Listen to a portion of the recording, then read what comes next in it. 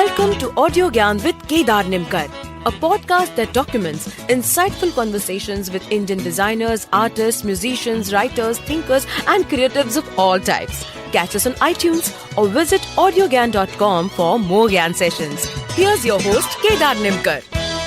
Today I have Chirodeep Chaudhuri with us on Audiogyan. In the last 2 decades, he has worn multiple hats, from being an author, a journalist, to being a photographer. Chirodeep's works largely documents the urban landscape, and he's often been referred to as the chronicler of Bombay. During his career, he has produced diverse documents of his home city in the range of projects documenting its architectural and social landscape. I stumbled upon him and his work first time at Join Paperplanes session in Mumbai. We'll try and document today Chirodeep's philosophy and importance of having story behind every photograph. So thank you, Chirodeep, for giving your time, and it's pleasure. It's a real honor to have you on Audiogyan. Thank you so much. Cool. So as I mentioned, I wanted to just understand your philosophy and primarily the photography angle of your work. And I've come up with few questions. So let's see. Shoot.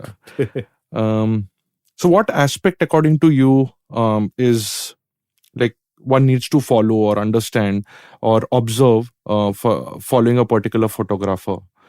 So to understand his thought process, and how do you... So this is what we were speaking offline as well, right? So there are these artists where you follow a particular artist, you follow his work, his or her work over a period of years.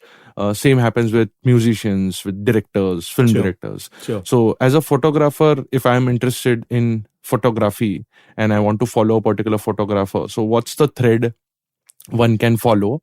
And how do you perceive also a photograph without any context? So it's I'm not sure if there is one definitive way of doing this.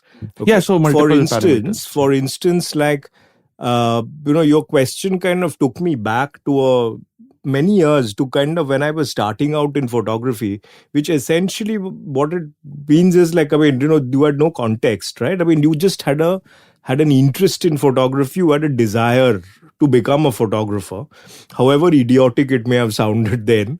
But I remember kind of stumbling upon a copy of Life magazine, okay?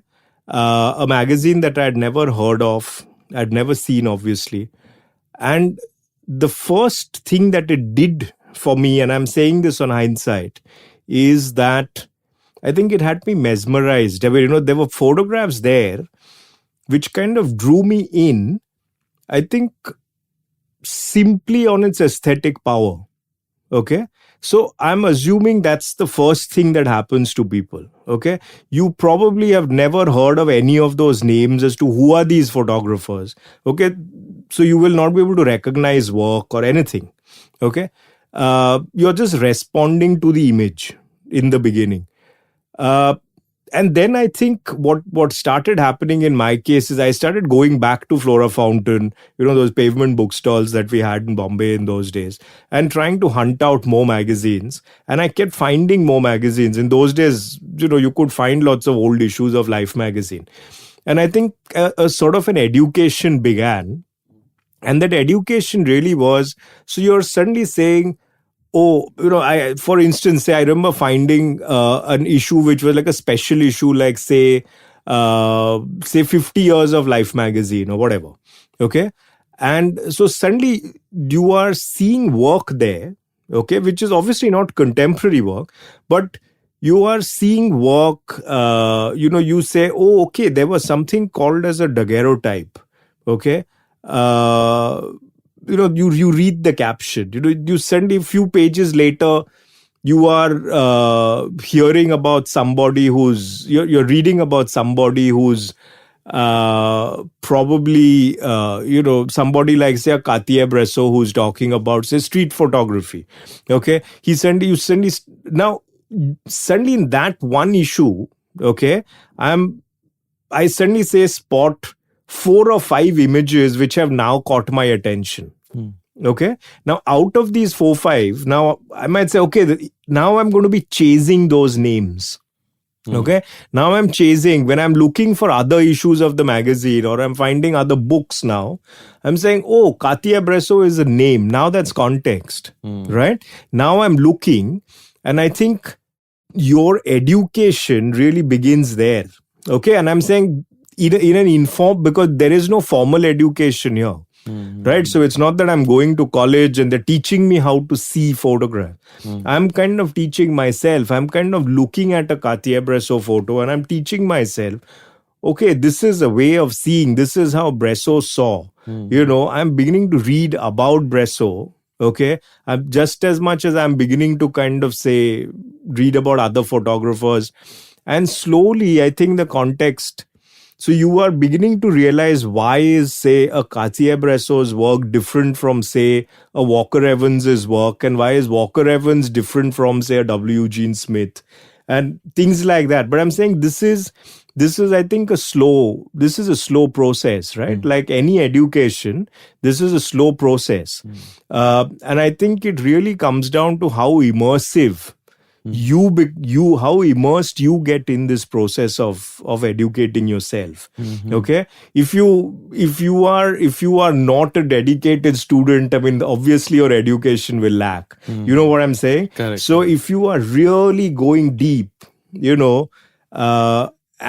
then I guess there is a certain kind of education that you are giving yourself. If you are willing to keep it flippant and stuff, then obviously you're not going to be, for you, then it kind of just, say, sticks to pure aesthetic appreciation alone and nothing more, But I think also what happens is, I think slowly in the process, and this is also about not just about seeing photographs, but also about reading.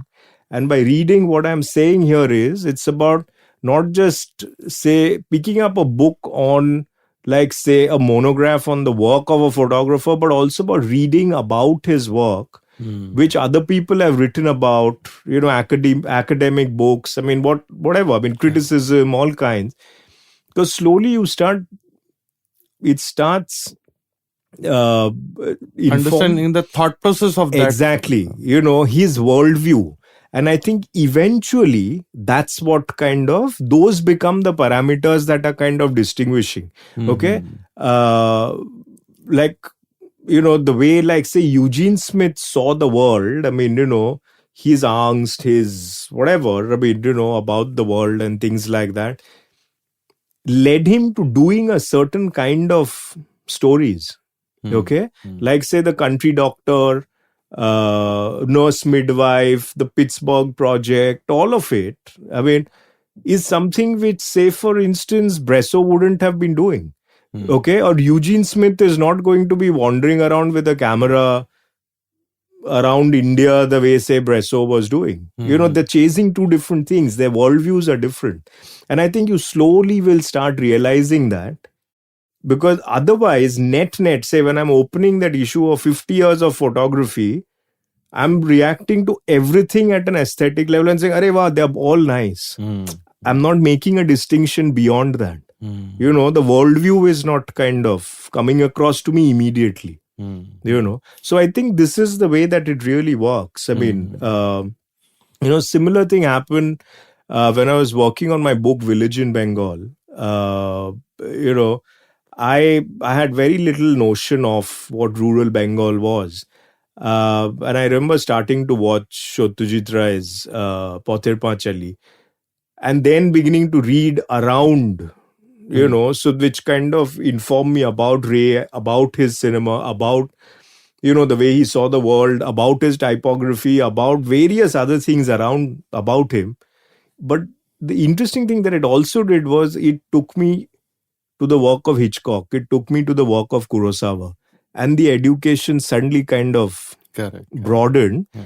You started to kind of realize, okay, what's the difference in the way Kurosawa saw the world and what's the difference in the way Hitchcock saw the world and the way Ray saw the world. Or Godard for that matter. Exactly, right? I mean, they were, I think, in generally compassionate towards the world. I mean, they had I think ideologically they all may have been of a similar kind, but I think the aesthetic parameters kind of then you started to you know, to look at and now beginning to distinguish one from the other. You know what I'm saying? So I think this is a slow process. I mean, and in many ways, I don't think it's very different vis-a-vis like any of the other arts, like say you were talking about music. I mean, you were talking about films. I mean, I think all of these, I think coupled with all of this is also, I think, our sense of the world. You know what I'm saying? Because I would react to a Ray, or I would react to, say, a Godad or whatever. I mean, depending on my own sensibilities as well. So, if it is completely off, then I may not react to that. I may react to something else. Or just the visual appeal. Or just the visual, So I think that these are slow processes. But in many ways, I think similar across the board with most arts. So if I can add to that, and you can correct me. So, I completely get where you're coming from, and because that's the way even Audiogyan artists have been evolving. Right. Of just reaching out to someone, and then their interview, they mentioning someone, and then you keep digging deeper into finding more people as well. So is this a good start that I look at a photograph without any context, because I am a layman, and say it could be a very aesthetically good looking photo, but a very regular photo, like just like two crows there, right? Or in your case, like the two dogs are sitting there. So that's it. So if you look at it, it's visually good, but it's a very basic thing, right? As a layman, right? Now I read the description which you have given there, or maybe just the title. And if the title says friends, or freedom, or whatever, then is that a good starting point for me to understand that what freedom means to you? It could be as trivial as two similar looking dogs sitting, as opposed to like whatever, like I don't know. It's just a so one of the things that I keep noticing nowadays in a lot of photography is that also I think there is a lot of pressure to be very profound. You know what I'm saying? Okay. One doesn't need to be. I'm saying like, there could be an occasion where you are just confronted by maybe a kind of genuinely kind of lovely scene, and maybe you just want to photograph it for the sake of it being lovely. I mean, you know what I'm saying? Nice. I don't see that there is a problem in it necessarily. I don't think I need to infuse any amount of profundity to it. So subtext ya kuch bhi chahiye There nahi. need not be, I'm saying. I'm saying now, if it kind of is coming through in an organic manner, then sure. You know what I'm saying? But I think there need not be a pressure that, there are, for instance, certain Instagram handles that I look at. For instance, they're kind of just plain and simple, very well shot photographs. I mean, the problem is that Instagram has too many of these, handles where all that there is a pretty picture and nothing more. Okay.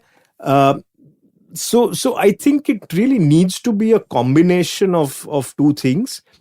But at the same time, I don't think I should put any pressure on myself to say ki, I've shot a picture of two dogs, sitting on Marine Drive, maybe curled up as mirror images of each other.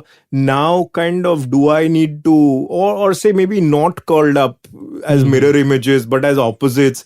Do I need to have a caption like saying yin yang? I mean, why do I need to do that? Do you know what I mean? I mean, let it be just a pretty picture of, and maybe people will find their own thing to it. I mean, some people may like it, some people may not like it. Maybe if I'm saying yin yang, maybe now certain other people start attaching a certain value to it and now like it. I'm saying those are, again, I think it would really depend on the photographer as to how he wants to put his work out there.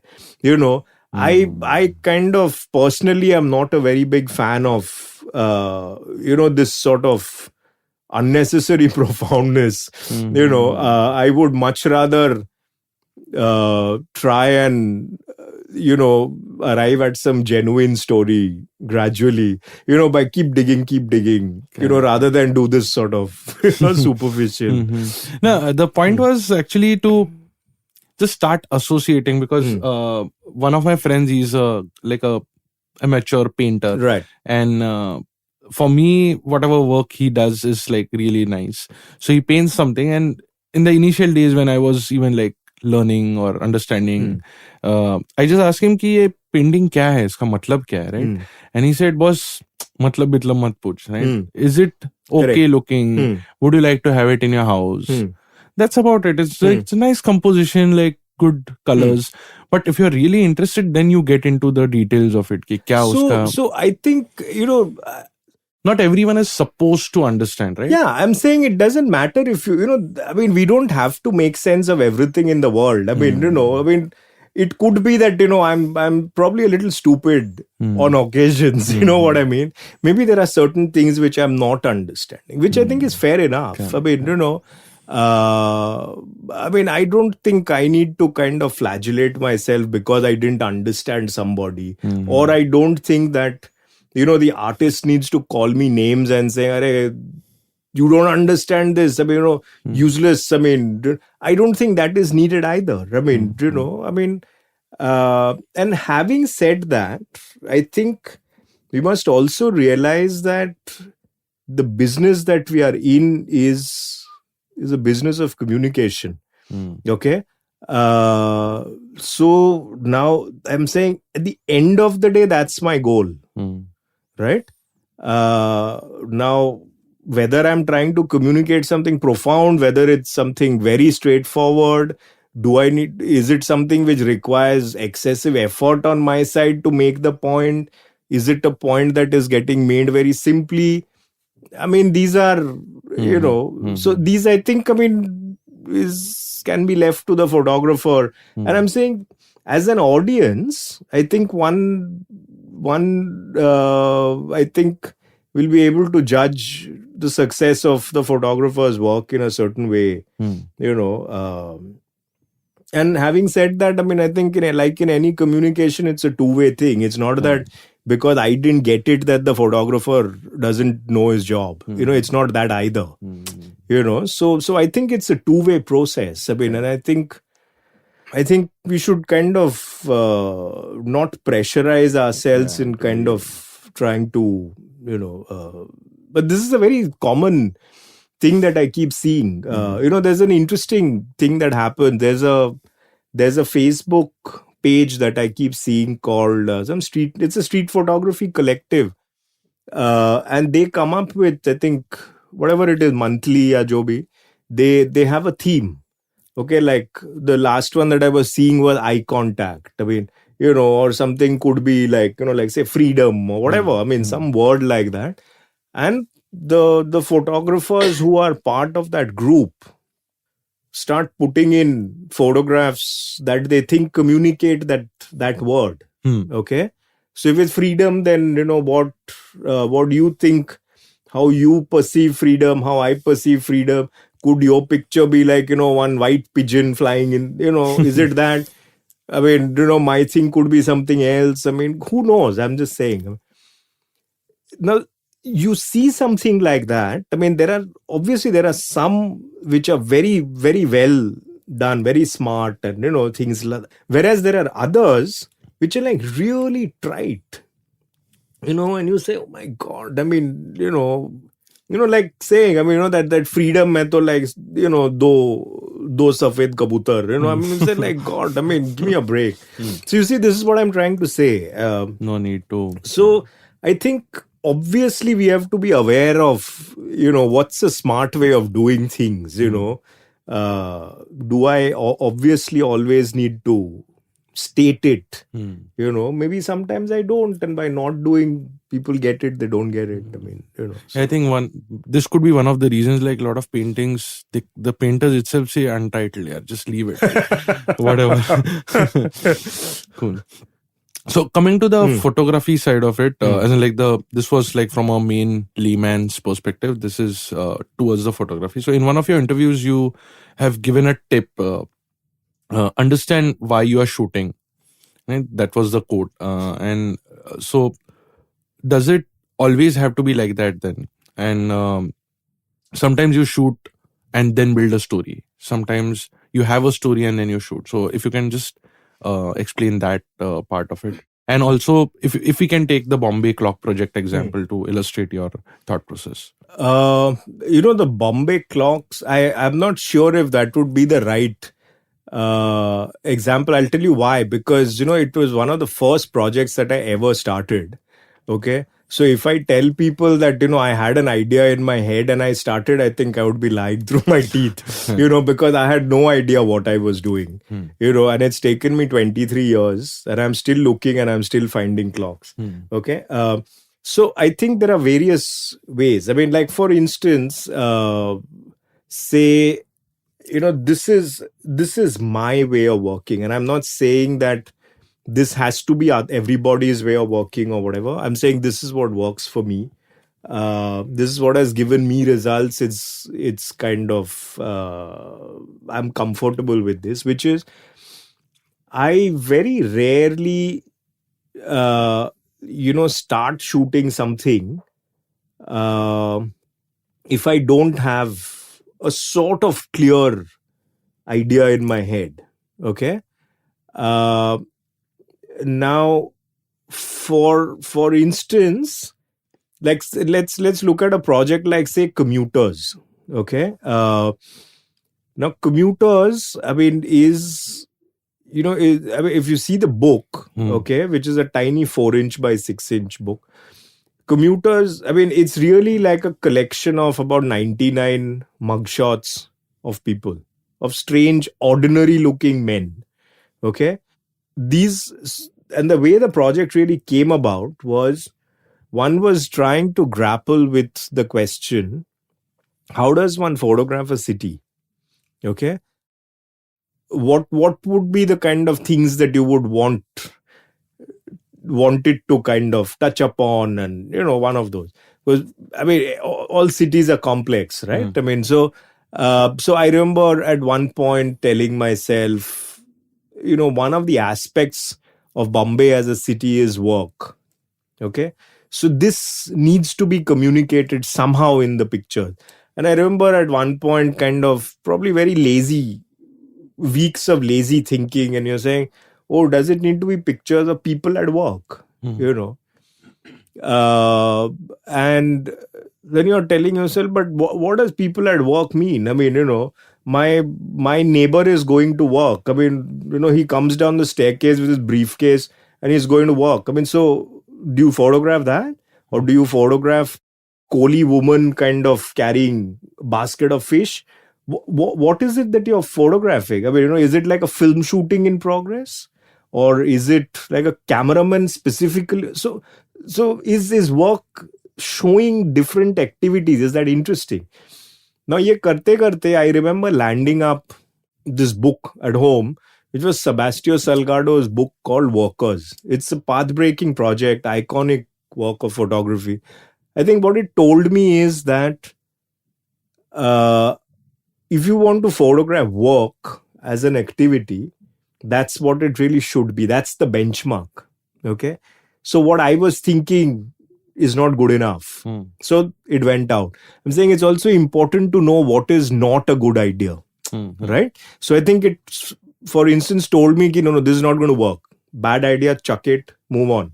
Keep thinking more. Various things happening.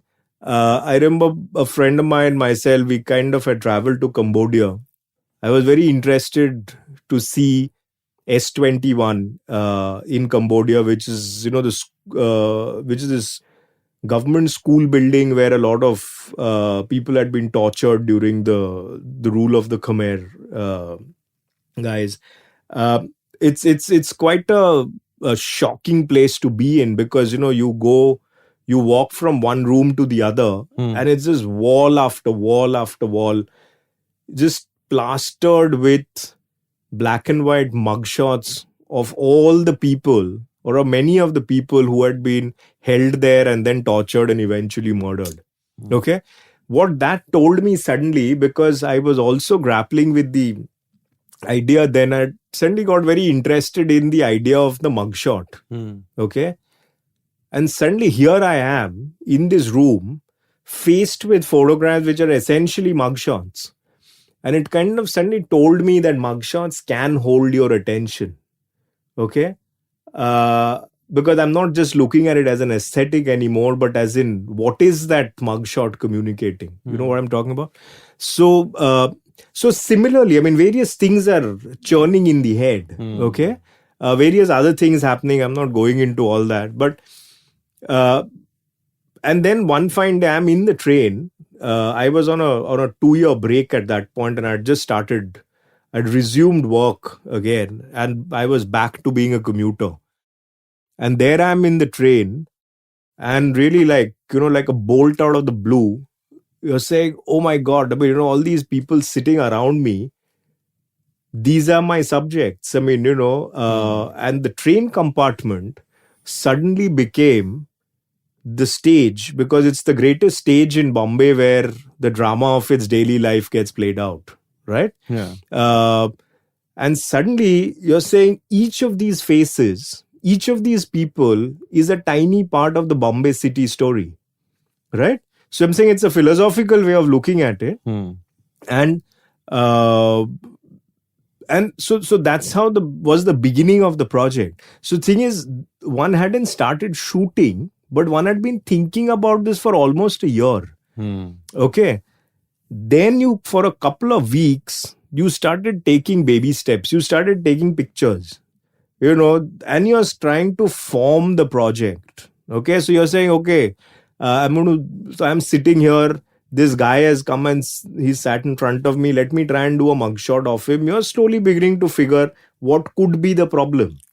Would he notice you, and would he say, hey boss, shoot nahi karne ka? Is light a problem? In a moving train, is it a problem? You suddenly start realizing other problems, right? Most people, wear light colored shirts and they're dark skinned. Is there a technical problem that you will face while you're shooting, of exposure? So it took me about, I think, 15 days, 3 weeks, or maybe a month, where I'm trying out various things. Okay. What should the frame be? If I'm doing mugshots, mugshots in Cambodia at S21 is one thing, but here is it working? So I remember in that 1 month, I must have done some 20-30 pictures, made prints, trying out various things to see is it going anywhere. And then I think I eventually figured like, okay, I think this is the way to go about it. So I think one is always, one is carrying an idea in one's head. Okay, this idea of how do I photograph a city is something that one has been grappling with for many, many, many years. Okay, while doing other projects, while conversing with friends who are probably dealing with it in their own way, as a writer, as a painter, as God knows, a poet or whatever. So you are also dealing with it. But maybe the trigger iske pehle tak nahi hua tha aapko. Maybe something was a trigger today, and you start thinking about it and the idea starts working. Like for instance, if I hadn't resumed my job, I don't think I would have been a commuter then. So maybe that was the trigger. But you see, you were working on this for 1.5 years. In your mind, you were carrying this problem. Okay, it's also it's always is an exercise in problem solving, right? So you're saying, how do I solve this problem? Now, there are various ways in which this problem can be tackled. I'm saying this is the way that I chose it. Correct. So what was interesting was that, when 3 years later, when it was being exhibited, I started discovering photographers around the world, some very well-known names, some names whom I'd never heard of. And there in the middle of it all was Chirodeep. There's been a tradition of photographing commuters, so without knowing each other, I mean, somebody in New York, somebody in Paris, somebody in Tokyo. I mean, so I have about, I think, about 8 or 9 of these books at home, which is on the theme of commuters. And it's fascinating to see how in some way our approaches, and that's what I'm saying, without knowing each other, Correct. Are similar or are dissimilar. The reasons of why we were photographing, like, Walker Evans was photographing commuters in the New York subway for a different reason than, say, Chirodeep was. The way, this guy was photographing commuters in the Tokyo subway, all kind of crushed to the glass window panes and stuff, was very different, but we were all photographing our commutes in the city. So I think it becomes important to at least have some focus as to what are you chasing. And it might be a matter of time before you actually hit on the trigger. Yeah, the trigger. And like, for instance, one of the things that I'm doing now is I'm photographing abandoned helmets on the streets of Bombay. Okay. I have a basic thought about why these helmets interest me. Okay. But I'm not sure. I've done about close to about 50 pictures, which have sort of made the final cut as of now. I have a basic thought about why this project is growing in me right now. Why, for instance, helmetless travel, or the condition of roads, road safety. These are things which I think concern me or have bothered me for a couple of years now. Okay. Now, whether the abandoned helmets is the way to kind of look at those concerns, I'm not sure as of now. It's seeming right now. Tomorrow it may not. 6 months later it may not. But I'm saying this is a process. So I remember when, like, I was in college or maybe just pass out of the college, and Right. National Geographic had put out a photography competition, and what does that yellow rectangle mean to you? Right. So what does, not even rectangle, it was just what does yellow mean to you? And I've been thinking about this for some time. It was like a tight deadline. Obviously, I had like FM10 that time, Nikon ka basic, and I started shooting everything yellow, and then there's a pattern which emerged, and I found out that, hey, all yellow is public, right? So your number plates yellow are public, Right. your phone booth STD ISD things are yellow, and those are public, your rickshaws are yellow, and so on and so forth. And then I just shot some 50 yellow things, and Right.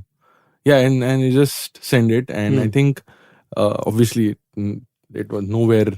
I'm sure it must be nowhere in the at least a crore entries also in terms of the output which I had created.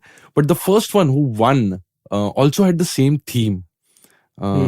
It was public, because this guy was it was very well shot.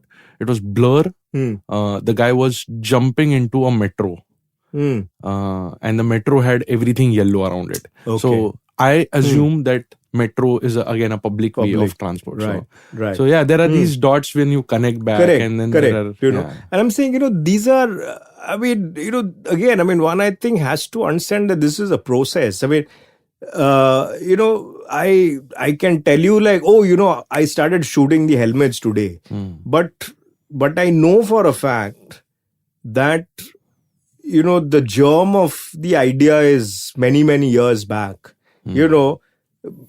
Like, for instance, I know when I first started noticing the helmets. Okay, I've kind of written about it as part of that project. Which is when I saw an accident on the Eastern Express Highway, and somebody kind of took the helmet off that guy's head, and he kept it on the side of the highway.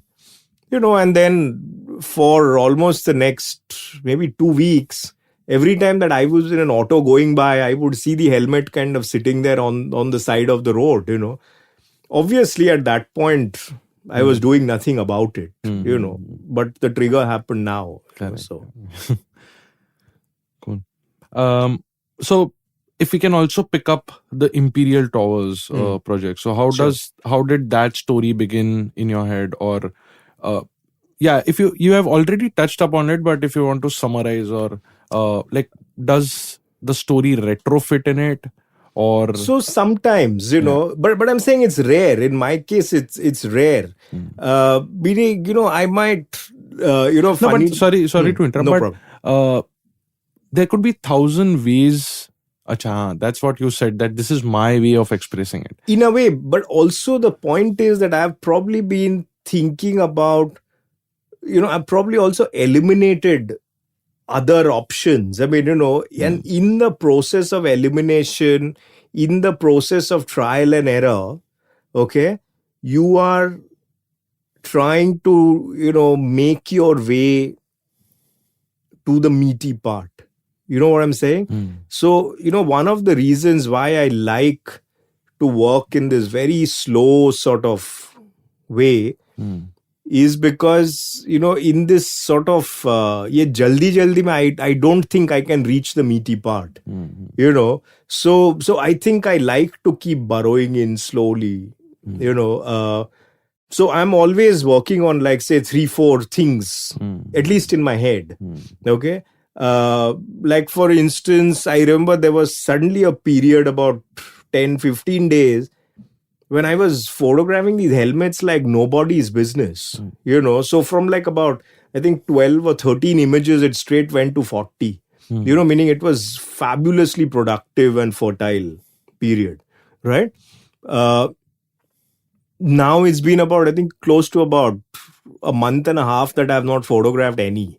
Okay, I haven't even been spotting them. I mean, forget photographing them, So the thing is, but now there is something else, another project which was parallelly going on, which has suddenly taken over my mind.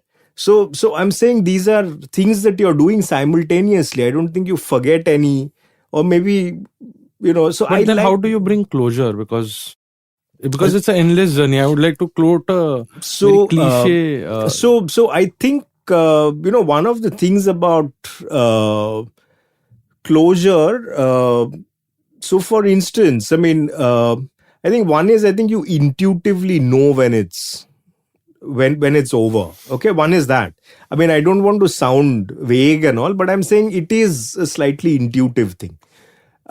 It also, I think, depends on the kind of project that you're doing. Like, say, for instance, if I'm looking at something like, say, a village in Bengal, which had a kind of more linear sort of narrative, which is the story of my ancestral village, as opposed to, say, a collection of photographs of coin-operated payphones, okay, or different views of the Imperial Tower from different parts of the city, which is then, as you said, it's open-ended, right? I mean, then why are you stopping at 50? Why not take it to 55? Or why didn't you stop at 45? I mean, sure, so which is where I think also the whole editing thing is coming in. So you say, okay, chalo, okay, I think I've been looking at helmets now, chalo, for 3 saal se shoot kar raha hu. Ab chalo, I think it's over.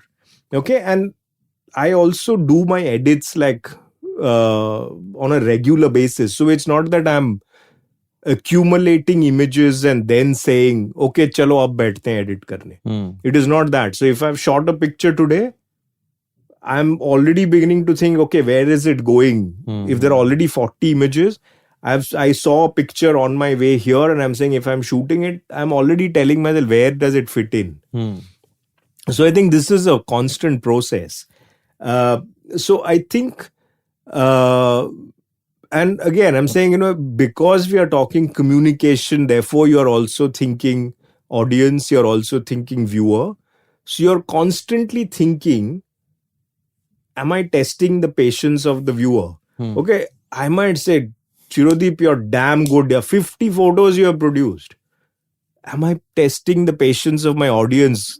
Is this an idea which requires 30 pictures? You know what I'm saying?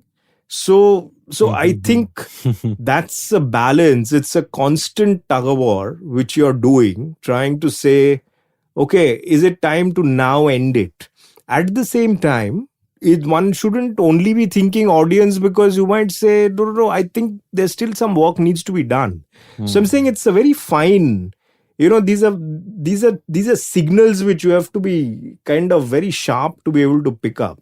It's very easy to get self-indulgent. One also, I think, needs to be able to say, okay, like the clocks project, one of my worries is I think it's over. I think I've gone deep down into the reserves of patience in doing it. 23 years. Okay.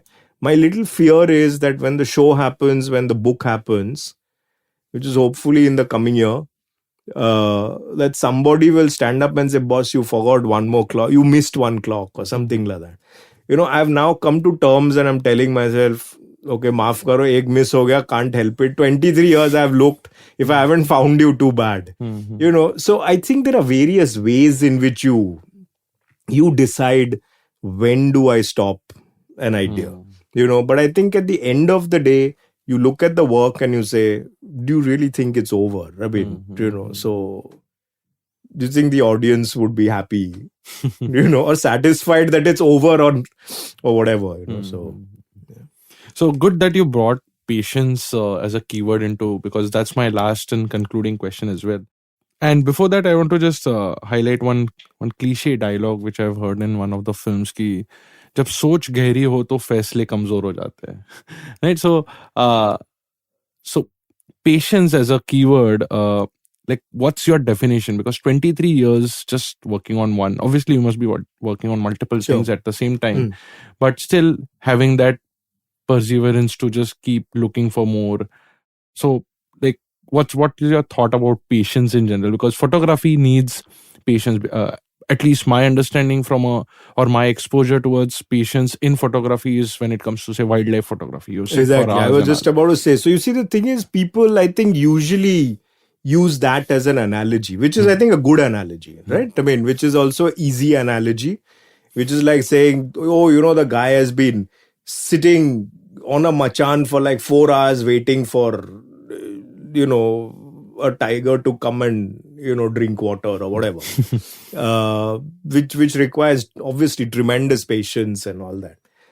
But I think all photography requires patience.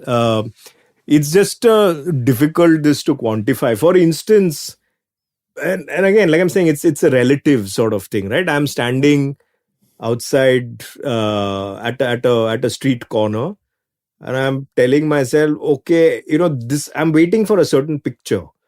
Okay, I want like a simple guy say smoking and a aeroplane is passing from. Yeah. Exactly. I mean, maybe that's what I'm waiting for. Now maybe I know कि like अगर आप सुबह 9 बजे अगर आप खड़े होगे यहाँ पे, let's assume that there are more flights at that time. Okay, maybe you're aware that this guy comes and waits here for an auto at this time. Now, if you know all this, maybe your wait is not going to be too much. But I'm saying you have been chasing this idea in your head for a while. Now, that is patience as well. It doesn't necessarily have to mean, oh, are you standing on the side of the road for 1 hour? But then what is the difference between staging it? You can stage it as well, right? Well, I mean, so I guess it depends on what you're trying to do, right? I mean, I'm saying I wouldn't stage an image if it becomes misrepresentation. Okay? Like I'm saying, say if you are not a smoker and I make you stand and I say, okay, stand here and smoke. Am I using you just as a model? In which case it's fine. Or am I trying to make a point about some, so I think... but does that happen at that nuanced level that yes, he's not an actor or she's not an actor, but... well, see, the thing is, when I'm doing street foot, when somebody shooting on the street, you don't want to kind of generally mess around, right? I mean, now, sure, you could probably, if you're, say, doing a portrait of a shopkeeper or something, let's assume, you're telling him, bhai, aap thoda sa aisa left pe aisa lean karo na. That's okay. I mean, in a way, but you're not saying ki, this guy, doesn't have an interesting face. Let me get the next shopkeeper to come and sit in his. Then that's a little silly, is what I'm saying. I think those are extreme. We don't need to go to that extreme. But I think patience, I'll tell you, in case of my work, I also don't want to fetishize it by saying that, I like to do these very long projects. It's one of those terms which get thrown about a lot these days in photography, which is long-term project. Okay. It doesn't mean that if you are engaging with something for a very long time, that it necessarily will be good. Okay. Just as much as it doesn't mean that because you're shooting something for 2 days that you're not doing it well. It's neither of these, right?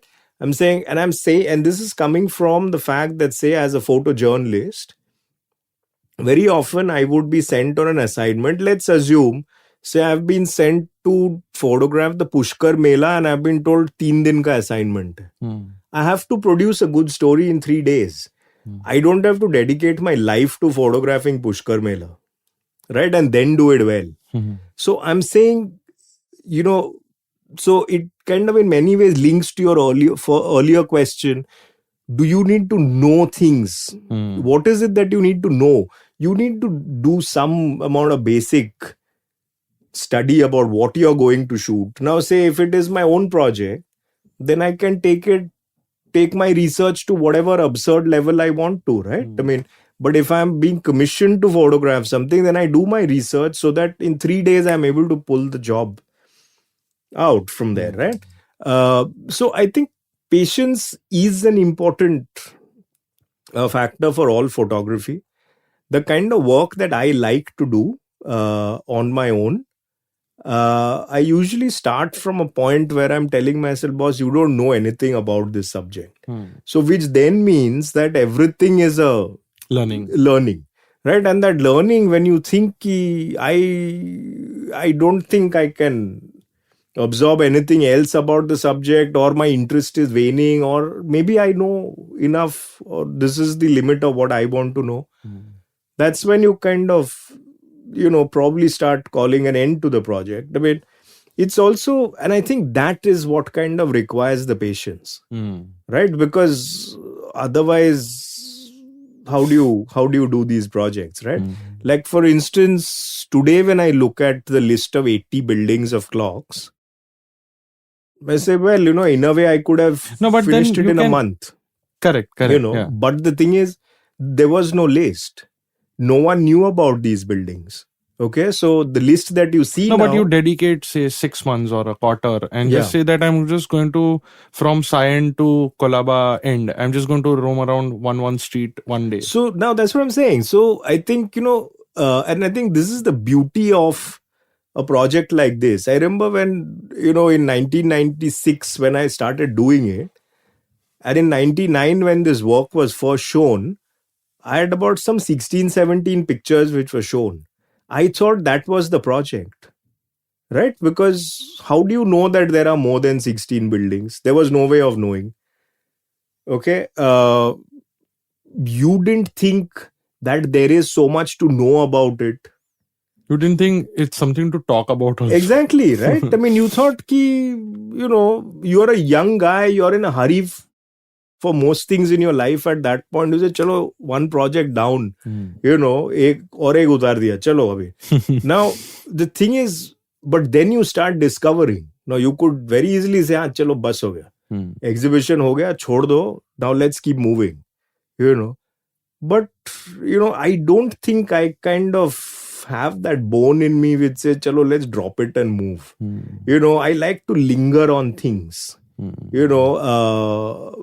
I'm a collector in many ways, like I collect Gandhi figurines. I collect clocks, public clocks. I collect, so I think it's also that collector instinct, Dhoondte jao, be on a hunt, be it helmets, be it clocks, be it Gandhi figurines. So I think that's the patience. I think, I like to believe it's a natural trait in me. I can't help it. Yeah, definitely.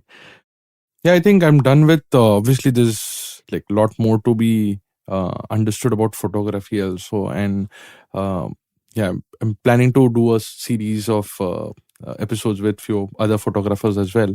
But yeah, I'm thinking of having this common question in the end to everyone, is that with Instagram, with 3 cameras in the phone, with like mobile phones going heavily on cameras, like, have you been pondering about what's the future like and of photography? Is it going to be profound? Every image has to be profound. Is it going to be just time pass? You know, of course, I mean, I think photography has seen this sort of kind of this tremendous shift. Okay. Now, I think that there is a philosophical way of looking at it, and I think there is, a sort of more rational way of look.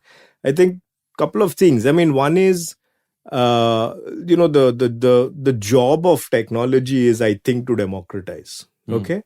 So when 35 cameras came in, way back, a lot of people got into photography just because it became more accessible. So everybody didn't have to lug big field cameras. So now similarly, like, with it on your mobile, I mean, there are lots more people who are taking pictures. Okay.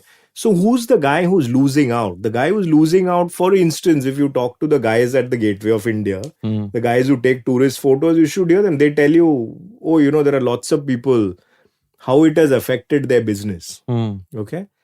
Of course, it has also affected our business, say, as professional photographers, because I think it has sort of devalued the skill to some extent. Okay, so I think clients kind of are a little cocky when they talk, this completely ridiculous way.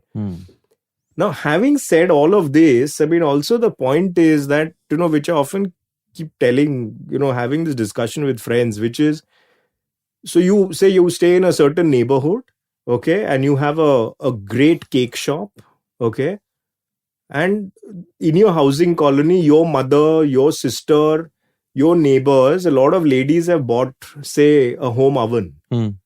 Okay, does the baker kind of start saying, oh my God, mera to business chaupat ho gaya?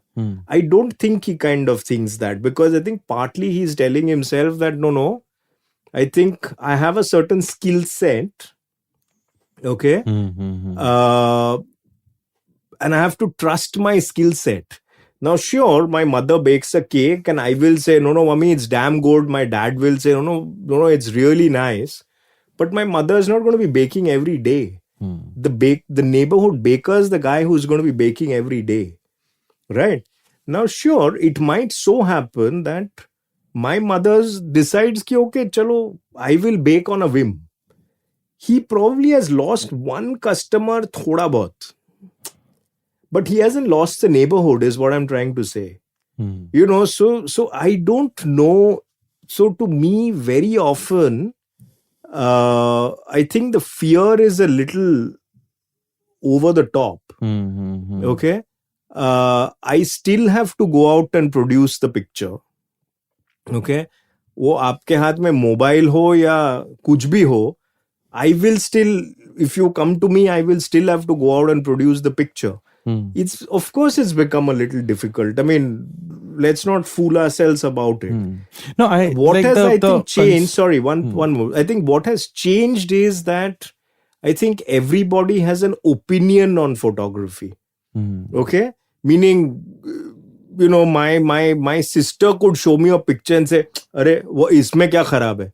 I think that's a stupid sort of statement. Because everybody thinks just because they have been empowered that they can do it well. I don't think, and I think that kind of changes things, because, like, for instance, a lot of editors in publications are now beginning. I think the whole economy of the way the photography thing is working, that has changed. And I think so people are beginning to say, like, say, a lot of websites, they say, oh, I'm not going to be hiring a photographer, but I'll send the reporter out with an iPhone.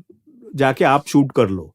Now, what it is doing is the audience is getting used to a lousy photograph. To me, that is an inarticulate archive that is being created. Correct. You That's know, what I was and I think that's the problem. To me, that's in the long run, that's the problem. So I think that's a little dispiriting. I mean, because 50 years later, what's the archive that you have? I mean, of unskilled people going out and doing random pictures, which is going to be telling you what this world was. I mean, and I think that's a bit of a tragedy. I mean, so I think that's a problem. I mean, apart from it, I mean, technology is meant to kind of shake things up. Yeah. It has shaken things up before. Unfortunately, it's shaking it up now. What can we do? Yeah, it's disrupting in different ways. It's I mean, it's a technology is it has yin and yang. Yeah. Okay. To conclude, I was reading this book. It's not like a read one book, one time read book. You just keep going over and over again. It says, "What is art?" and 100 other questions, and it had a beautiful question in that. So the author, I don't remember the author, but maybe I'll connect in the show notes. The author on the left hand side, he asks one question. And he gives a short answer and a long answer. So on the left hand side, he is asked, why do everybody has opinion on art? And the right hand side, who decides your art is good? Who decides your art is good? Right. And on the right hand side, the short answer is, I think, Glenn Lowry. And he says, the long answer is, he's the director at MoMA. So that's it. It's very subjective. You can't really put a finger and then this is an authority to say that this is good or not. Right. Yeah. But of course, I mean, there is something to be said about an educated and an informed opinion, right? I mean, so otherwise I could say, oh, my brother is the greatest photographer there ever is. I don't think it makes any sense. Because, even if you are if you are the curator of MoMA. I mean, then maybe I might be willing to pay a little attention, but I mean, not otherwise, right? I mean, not beyond that. Yeah. So I think that's all that it means. I mean, have you caught my attention for a while? Yeah. So. Cool. I think this is a good note to end this. Thank you. It was wonderful talking to you and a lot of learnings, a lot of insights. You. I may have rambled on a bit. No, it's completely. But I'm sure you're used to that. No, definitely not. And people have to follow you. What's the best way? Are you looking for interns? Are you looking for anything? I was looking for somebody to help me on a project. To complete a project rather, but I think I may be right now not looking for somebody, but otherwise look me up on Facebook, look me up on Instagram. I refuse to be on Twitter. So Facebook, Instagram, that's the best way to be in touch. Cool. Yeah, and from there, I mean, we can be on touch on email, phone, whatever. I mean, sure. Yeah. So all right, thank you. Thank you so much. And that's it from today's Gyan session. Catch us on iTunes, Saavn, Stitcher or any podcasting app you use. Do rate us on iTunes and follow us on Twitter, Facebook and Instagram. Stay tuned for more Gyan on Audiogyan.com. Till then, bye.